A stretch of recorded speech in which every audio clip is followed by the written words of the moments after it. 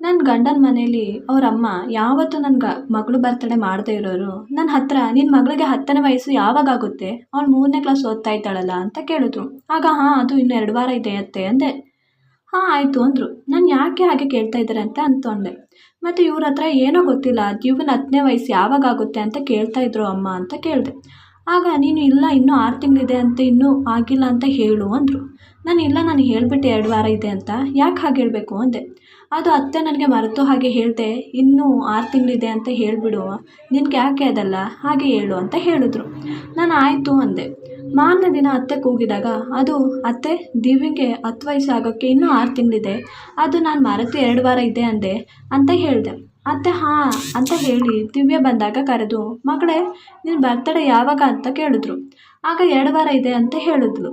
ಅವರು ನನ್ನ ಕೋಪದಿಂದ ನೋಡಿದ್ರು. ನನ್ನ ಅತ್ತೆ, ಅದು ಇವ್ರು ಹೇಳಿದ್ದು ಹಾಗೆ ಹೇಳು ಅಂತ. ಯಾಕೆ ಇಷ್ಟು ತನಕ ಬರ್ತಡೇ ಅಂದರೆ ಆಗಲ್ಲ, ಇವಾಗ ಯಾಕೆ ಕೇಳ್ತಾ ಇದ್ದೀರಾ ಅಂತ ಕೇಳಿದೆ. ಆಗ ಅದು ನನ್ನ ಮಗಳು ದೊಡ್ಡವಳಾಗಿದ್ದಾಳೆ, ಅವ್ಳ ಬರ್ತಡೇ ತುಂಬ ಗ್ರ್ಯಾಂಡಾಗಿ ಮಾಡಬೇಕು ಅಂತ ಹೇಳಿದ್ರು. ನಾನು ಸುಮ್ಮನಾದೆ. 2 ವಾರ ಆಯಿತು. ಅವತ್ತು ಅತ್ತೆ ಬೇಗ ಎದ್ರು ಮತ್ತು ಹೇಳಿದ್ರು, ಇವತ್ತು ದಿವ್ಯನ ಸ್ಕೂಲ್ಗೆ ಕಳಿಸ್ಬೇಡ ಅಂತ. ಹಾಗೆ ಹಾಂ ಅಂದೆ. ಎದ್ದು ಬೇಗ ಪಾಯಸ ಮಾಡಿ ಅವಳಿಗೆ ಬಟ್ಟೆ ಎಲ್ಲ ಹಾಕಿಸಿ ಮನೆಯಲ್ಲಿ ಹಬ್ಬದ ಸಡಗರ ಇತ್ತು. ನನಗೆ ತುಂಬ ಖುಷಿಯಾಯಿತು. ಆದರೆ ಆ ದಿನ ಸಂಜೆ ಸಡನ್ನಾಗಿ ಅತ್ತೆ ಎಲ್ಲ ಬಟ್ಟೆ ಪ್ಯಾಕ್ ಮಾಡು ದಿವ್ಯಂದು ಅಂತ ಹೇಳಿದ್ರು. ನಾನು ಯಾಕೆ ಅತ್ತೆ ಅಂತ ಕೇಳಿದೆ. ಆಗ ಅವಳನ್ನು ಬೋರ್ಡಿಂಗ್ ಸ್ಕೂಲ್ಗೆ ಹಾಕಿದ್ದೀನಿ, ಅವಳು ಇನ್ನೂ ಚೆನ್ನಾಗಿ ಓದಲಿ ಅಂತ. ಯಾಕೆ ಬೇಡ, ನನಗೆ ಒಬ್ಬಳೇ ಮಗಳಿರೋದು, ಇವಾಗ ಒಳ್ಳೆ ಸ್ಕೂಲಲ್ಲೇ ಓದ್ತಾ ಇದ್ದಾಳೆ, ಇನ್ನು ಸ್ವಲ್ಪ ದೊಡ್ಡವಳಾಗಲಿ ಮತ್ತೆ ನೋಡೋಣ ಅಂದೆ. ಆಗ ಇಲ್ಲ, ನಾನು ತೀರ್ಮಾನ ಮಾಡಿಬಿಟ್ಟಿದ್ದೀನಿ, ನೀನು ಹೇಳೋ ಸ್ವಲ್ಪ ಮಾತು ಮಗನಿಗೆ ಅಂತ ಹೇಳಿದ್ರು. ಆಗ ಅಮ್ಮ ಹೇಳ್ದಂಗೆ, ನೀನು ಎಲ್ಲ ಪ್ಯಾಕ್ ಮಾಡು, ನಾನು ನಿಮಗೆ ಮೊದಲೇ ಗೊತ್ತಿತ್ತಾ ಅಂದೆ. ಆಗ ಹಾಂ. ಆಗ ನನಗೆ ಯಾಕೆ ಮೊದಲೇ ಹೇಳಿಲ್ಲ, ನನಗೆ ಇಷ್ಟ ಇಲ್ಲ, ನನಗೆ ಒಬ್ಬಳೇ ಮಗಳು ಅಂತ ಹೇಳಿದ್ರು. ಅತ್ತೆ ಅವರೇ ಎಲ್ಲ ಪ್ಯಾಕ್ ಮಾಡಿ ಅವಳನ್ನು ಕರ್ಕೊಂಡು ಹೋದರು. ಆದರೆ 2 ದಿನ ಬಂದೇ ಇರಲಿಲ್ಲ. ನಾನು ಇದೇ ಗೊಂಗಲ್ಲೇ ಇದ್ದೆ. ನಾನು ಇವ್ರ ಹತ್ರ ಮಗಳು ಹೇಗಿದ್ದಾಳೋ, ಇನ್ನೂ ಚಿಕ್ಕವಳು, ನನ್ನ ಬಿಟ್ಟು 1 ದಿನವೂ ಇರಲಿಲ್ಲ, ಹೇಗದು ಅತ್ತೆನೂ ಬಂದರು ಅಂತ ಅಳ್ತಾ ಇದ್ದೆ. ಆಗ ಇವರು ಹೇಳಿದ್ರು, ನೀನು ವರಿ ಮಾಡ್ಕೋಬೇಡ, ಅಲ್ಲಿ ನನ್ನ ತಂಗಿ ಇದ್ದಾಳೆ, ಅವಳು ನೋಡ್ಕೋತಾಳೆ ಅಂತ ಹೇಳಿದ್ರು. ನಾನು ಏನು ತಂಗಿನಾ ಅಂತ. ಆಗ ಹಾಂ, ಅಲ್ಲಿ ನನ್ನ ತಂಗಿನೂ ಓದ್ತಾ ಇದ್ದಾಳೆ ಅಂತ ಹೇಳಿ ಹೋದರು. ನನಗೆ ಶಾಕ್. ತಂಗಿ ನನ್ನ ನೋಡೋಕ್ಕೆ ಬಂದಾಗ ಅವ್ರು ಹೇಳಿದ್ದು, ಅಪ್ಪ ಅಮ್ಮನ ಹತ್ರ ನನಗೆ ಒಬ್ಬನೇ ಮಗ, ನನ್ನ ಗಂಡ ಸತ್ತೋಗಿದ್ದಾರೆ, ಅದು ಇವನಿಗೆ 2 ವರ್ಷ ಇದ್ದಾಗಲೇ ನಾವಿಬ್ಬರೇ ಇರೋದು, ಅದು ಅಲ್ಲದೆ ಹುಡುಗನಿಗೆ ಒಳ್ಳೆ ಕೆಲಸ, ಹೊರಗಡೆ ಕೇಳಿದಾಗ ಅವರೆಲ್ಲರೂ ಹೀಗೆ ಹೇಳಿದ್ದು. ಹಾಗೆ ಅಪ್ಪ ಅಮ್ಮ ಮದುವೆ ಮಾಡಿಸಿದ್ರು. ಮತ್ತು ಮದುವೆ ಆದ ನಂತರ ನಾನು ಪ್ರೆಗ್ನೆಂಟ್ ಆದಾಗ ಎಲ್ಲರೂ ಹೇಳ್ತಾಯಿದ್ರು, ನಿನಗೆ ಗಂಡು ಮಗು ಆದರೆ ಒಳ್ಳೆಯದಾಗಿತ್ತು ಅಂತ. ನಾನು ಎಲ್ಲರೂ ಹೇಳೋದು ಕೇಳಿ ಹಾಗೆ ಅನ್ಕೋತಿದ್ದೆ. ಆದರೆ ದೇವರು ನನಗೆ ಹೆಣ್ಮಗು ಕೊಟ್ಟ. ನಾನು ಹೆದರ್ತಿದ್ದೆ, ಅತ್ತೆ ಎಲ್ಲಿ ಬೈತಾರೋ ಅಂತ. ಆದರೆ ಅತ್ತೆಗೆ ಬೇಜಾರಾಗಿರಲಿಲ್ಲ. ಅತ್ತೆ ಹೇಳಿದ್ರು, ನನ್ನ ಮನೆಗೆ ಲಕ್ಷ್ಮಿ ಬಂದಿದ್ದಾಳೆ, ನನಗೂ ಖುಷಿಯಾಯಿತು. ಬೇಗನೆ ನಾನು ಪ್ರೆಗ್ನೆಂಟ್ ಆದೆ. ನಾನು ಆಗಾದ್ಲೂ ಗಂಡಾಗಲಿ ಅಂತ ದೇವ್ರ ಹತ್ರ ಬೇಡ್ಕೊಂಡೆ. ಆದರೆ ದೇವರು ಅದರಲ್ಲೂ ಹೆಣ್ಣೆ ಕೊಟ್ಟ. ಆದರೆ ಡೆಲಿವರಿ ತುಂಬ ಕ್ರಿಟಿಕಲ್ ಆಗಿತ್ತು. ಅದರಲ್ಲಿ ನನ್ನ ಮಗು ಹುಟ್ಟಬೇಕಾದ್ರೆ ಸತ್ತೋಯ್ತು. ಹಾಗೆ ನನ್ನ ಗರ್ಭಕೋಶನೂ ತೆಗೆಯಬೇಕಿತ್ತು. ನಾನು ದೇವರು ಕೊಟ್ಟದಲ್ಲೇ ಖುಷಿಯಾಗಿದ್ದೆ. ಈಗ ಅವಳು ಇಲ್ಲದೆ ಹೇಗೆ ನಾನು ಇರೋದು, ಇದರಲ್ಲಿ ಇವ್ರ ತಂಗಿ ಎಲ್ಲಿಂದ ಬಂದಳು ಅಂತ ಇದೇ ಗುಂಗಲ್ಲಿ ನನಗೆ ಹುಷಾರಿಲ್ಲದ ಹಾಗೆ ಆಯಿತು. ನನ್ನ ಅತ್ತೆ ಹತ್ರ ಒಂದು ಸಲನಾದರೂ ನನ್ನ ಮಗಳನ್ನು ನೋಡ್ಕೊಬರ್ತೀನಿ, ಎಲ್ಲಿದ್ದಾಳೆ ಅಂತ ಹೇಳಿ, ಒಂದು ಸಲನಾದರೂ ಅಡ್ರೆಸ್ ಹೇಳಿ ಅಂತ ಹೇಳಿದೆ. ಆದರೆ ಅತ್ತ ಹೇಳಲೇ ಇಲ್ಲ. ನನ್ನ ಗಂಡನಿಗೂ ಹೇಳಲಿಲ್ಲ. ನಾನು ಎಷ್ಟು ಹುಷಾರಿಲ್ಲದೆ ಹಾಗೆ ಇದ್ರೂ ನನ್ನ ಅತ್ತೆಗೆ ಕೇರೇ ಇರಲಿಲ್ಲ. ಆದರೆ ನನ್ನ ಅತ್ತೆ ಆಗಾಗ ಸ್ವಾಮೀಜಿ ಹತ್ರ ಹೋಗೋದು ಬರೋದು ಮಾಡ್ತಾಯಿದ್ರು.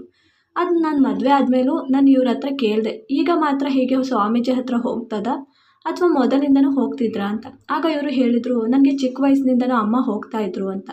ಒಂದು ಸಲ ನಾನು ಪ್ರೆಗ್ನೆಂಟ್ ಆಗಿದ್ದಾಗ ಸ್ವಾಮೀಜಿ ಹತ್ರ ಒಂದು ತಾಯ್ತವನ್ನು ಮಾಡಿಸಿ ಇದನ್ನು ಹಾಕೋ ಒಳ್ಳೆಯದಾಗುತ್ತೆ ಅಂತ ಕೊಟ್ಟಿದ್ದರು. ನಾನು ಅವ್ರು ಕೊಟ್ರಲ್ಲ ಅಂತ ಹಾಕ್ಕೊಂಡಿದ್ದೆ. ಹಾಗೆ ಇದೇ ಏನೋ ಎಡವಟ್ಟೆ ಇದೆ ಅಂತ ಅವ್ರು ಹೋಗೋದನ್ನು ಕಾದು ಮೆಲ್ಲಗೆ ಅವ್ರ ಹಿಂದೆ ಹೋದೆ. ನಾನು ಅಂದ್ಕೊಂಡಿದ್ದ ಹಾಗೆ ಅವ್ರು ಸ್ವಾಮೀಜಿ ಹತ್ರ ಹೋಗಿದ್ರು. ಅಲ್ಲಿ ಅತ್ತೆ ಹಿಂದೆ ಹೋದೆ. ಅಲ್ಲಿ ತುಂಬ ಹೆಣ್ಮಕ್ಳಿದ್ರು. ಆದರೆ ಎಲ್ಲರೂ ಒಬ್ಬರಿಗೊಬ್ಬರು ಸಂಬಂಧ ಇಲ್ಲದ ಹಾಗೆ ಇದ್ದರು. ಆದರೆ ಎಲ್ಲ ಚಿಕ್ಕ ವಯಸ್ಸಿನವರು ಆಗಿದ್ದರು. ನಾನು ಹೋದೆ. ಅತ್ತೆ ಸ್ವಾಮೀಜಿ ಹತ್ರ ಮಾತಾಡ್ತಿದ್ರು. ಸ್ವಾಮೀಜಿ ಹತ್ರನೇ 3-4 ಹೆಣ್ಮಕ್ಳು ಇದ್ದರು ಸೇವೆ ಮಾಡಲು. ಅವ್ರು ನನ್ನ ಮಗಳು ಹೇಗಿದ್ದಾಳೆ, ಅವಳು ಬಿಡುಗಡೆ ಆಗೋ ಸಮಯ ಬಂತಲ್ಲ ಅಂತ ಕೇಳಿದಾಗ, ಹಾಂ ಆಗಿದೆ, ಇನ್ನು 1 ವಾರದಲ್ಲೇ ಕಳಿಸ್ಕೊಡ್ತೀನಿ, ನೀವು ಹೋಗ್ಬೋದು ಅಂತ ಹೇಳಿದ್ರು. ಅಷ್ಟರಲ್ಲಿ ಹೋಗ್ತಾ ದಾರಿಯಲ್ಲಿ ಅತ್ತೆ ಜೊತೆ ಒಬ್ಬ ಹುಡುಗಿ ಮಾತಾಡ್ತಿದ್ಲು. ಹೇಳ್ತಿದ್ಲು, ಅಮ್ಮ ನೀನು ನನ್ನ ಜೀವನ ಹಾಳು ಮಾಡಿ ಆಯಿತು, ಅಣ್ಣನ ಮಗಳು ಜೀವನ ಯಾಕೆ ಹಾಳು ಮಾಡ್ತಾ ಇದ್ದೀಯಾ, ಪಾಪ ಅವಳು ಅಳ್ತಾ ಇದ್ದಾಳೆ, ಕರ್ಕೊಂಡು ಹೋಗಮ್ಮ, ನಾನು ಬೇಕಾದರೆ ಇಲ್ಲೇ ಇದ್ಬಿಡ್ತೀನಿ, ಅವಳನ್ನು ಕರ್ಕೊಂಡು ಹೋಗು, ನೀನು ಇದೆಲ್ಲ ಅವಳ ಜೊತೆ ಮಾಡಬೇಡ, ನಿನಗೆ ಆ ಅತ್ತಿಗೆ ಮೇಲೆ ಸ್ವಲ್ಪನೂ ಕನಿಕರ ಆಗ್ತಾ ಇಲ್ವಾ ಅಂತ.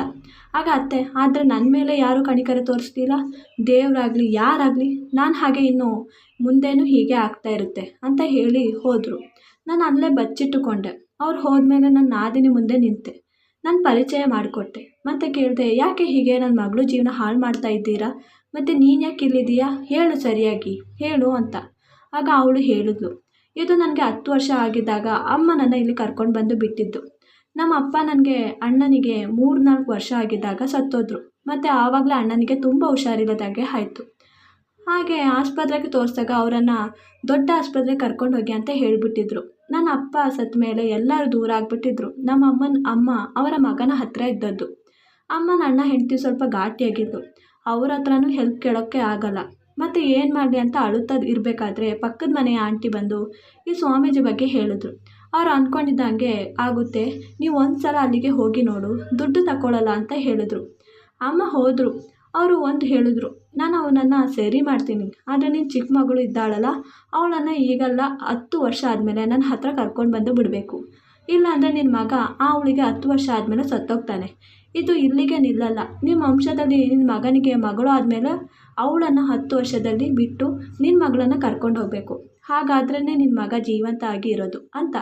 ಆಗ ಅಮ್ಮ ನನ್ನ ದೊಡ್ಡವನು ಆದಮೇಲೆ ಮಗನ ಆಸರೆ ಬೇಕು ಅಂತ ಒಪ್ಕೊಂಡ್ರು. ಅಣ್ಣ ಏನೋ ಸರಿಯಾದ, ಆದರೆ ನನ್ನ 10 ವರ್ಷದಲ್ಲಿ ಕರ್ಕೊಂಡು ಬಂದು ಇಲ್ಲಿ ಬಿಟ್ಟರು. ಈಗ ನಿಮ್ಮ ಮಗಳು ಇಲ್ಲಿಂದ ಬರಬೇಕು ಅಂದರೆ ನಿಮಗೆ ಇನ್ನೊಂದು ಮಗು ಆಗಿ ಅವಳಿಗೆ 10 ವರ್ಷ ಆಗಬೇಕು. ಆಗ ಇದೆಲ್ಲ ಮೂಢನಂಬಿಕೆ, ನಾನು ಇದು ನಂಬಲ್ಲ, ಮತ್ತು ನನ್ನ ಮಗಳನ್ನು ಇಲ್ಲಿಂದ ಕರ್ಕೊಂಡು ಹೋಗ್ತೀನಿ ಅಂತ ಪೊಲೀಸ್ ಕಂಪ್ಲೇಂಟ್ ಕೊಟ್ಟೆ. ಆಗ ಪೊಲೀಸ್ ಹೋಗಿ ಅರೆಸ್ಟ್ ಮಾಡಿದ್ರು. ಹಾಗೆ ಗೊತ್ತಾಯಿತು, ಆ ಸ್ವಾಮೀಜಿ ಮೊದಲು ಡಾಕ್ಟ್ರ್ ಓದಿದ್ರು, ಆದರೆ ಅವರು ಒಂದು ಹೆಣ್ಣಿನ ಜೊತೆ ಅಸಹ್ಯವಾಗಿ ನಡ್ಕೊಂಡು ಅವ್ರ ಲೈಸೆನ್ಸ್ ಎಲ್ಲ ರದ್ದು ಮಾಡಿದರು. ಅವರು ಬೇರೆ ಊರಿನಿಂದ ಈ ಊರಿಗೆ ಬಂದು ಸ್ವಾಮೀಜಿಯಾಗಿ ಹೀಗೆ ಎಷ್ಟೋ ಜನನ ಮಂಗ ಮಾಡಿ ಅವ್ರ ಮಕ್ಕಳಿಗೆ ಔಷಧಿ ಎಲ್ಲ ಗುಣಪಡಿಸಿ ಅವರಿಗೆ ಈ ಕಂಡೀಷನ್ ಹಾಕಿ ಅವ್ರ ಹೆಣ್ಮಕ್ಳನ್ನ ಮಾಡ್ಕೋತಿದ್ರು. ಇದು ಈಗ ಹೊರಗಡೆ ಬಂತು. ನನ್ನ ಮಗಳ ಜೊತೆಗೆ ಅದೆಷ್ಟೋ ಹೆಣ್ಮಕ್ಳು ಬಿಡುಗಡೆ ಹೊಂದಿದ್ದಾರೆ. ಅಮ್ಮಂದಿರು ಅವ್ರ ಮಕ್ಕಳನ್ನು ಉಳಿಸಲು ಯಾವ ಬೇಕಾದರೂ ಮೂಢನಂಬಿಕೆನ ಒಪ್ಕೊಂಡು ಜೀವನ ಹಾಳು ಮಾಡಿಕೊಳ್ಳೋದಲ್ಲದೆ ಜೀವನ ತೆಗೆಯೋದಕ್ಕೂ ಹಿಂದೆ ಮುಂದೆ ನೋಡಲ್ಲ. ಈ ವಿಡಿಯೋ ಇಷ್ಟವಾದಲ್ಲಿ ಪ್ಲೀಸ್ ಲೈಕ್ ಆ್ಯಂಡ್ ಸಬ್ಸ್ಕ್ರೈಬ್ ಮಾಡಿ.